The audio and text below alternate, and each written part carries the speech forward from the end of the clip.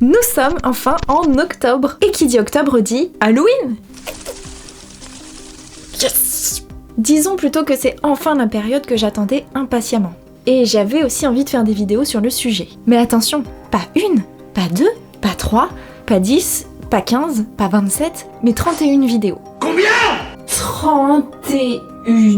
Une par jour. Chaque jour, vous allez retrouver une courte vidéo en lien avec cette thématique. Histoire, atelier, recettes, tutos, crash test. Un calendrier de l'avant pour Halloween. Enfin, un calendrier de l'après. Un calendrier de l'au-delà. Un calendrier des morts. Un calendrier de l'étrange.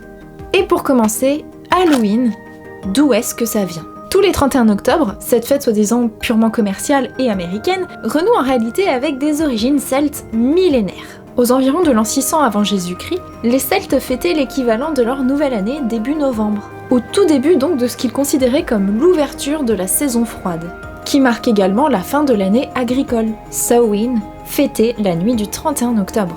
Date marquant alors le début d'une saison morte. On croyait qu'à cette période, la frontière entre le monde des vivants et le monde des morts était extrêmement fine. On redoutait la visite de certains esprits. Comme à son habitude, l'Église a choisi d'assimiler et d'intégrer les rites païens en les associant à un équivalent chrétien. C'est le pape Grégoire III qui, au 8e siècle, a décidé de déplacer la Toussaint, qui est donc la fête des saints et des proches disparus, du mois de mai à celui de novembre. La veille de la Toussaint, se disant All Hallows Eve, littéralement la veille de tous les saints, s'est transformée en Halloween. Les deux célébrations ont littéralement fusionné. C'est une fête qui a toujours été célébrée, principalement en Irlande, en Écosse et au Pays de Galles. Ce sont les migrants de ces pays qui, lorsqu'ils sont arrivés aux États-Unis, ont importé avec eux leurs coutumes et leurs rites. Vous connaissez la suite. Les États-Unis ayant une influence culturelle mondiale, cette coutume européenne celte qui avait quasiment disparu a connu une renaissance sur ses terres d'origine et bien plus encore. C'est commercial! Ouais, comme ta mère.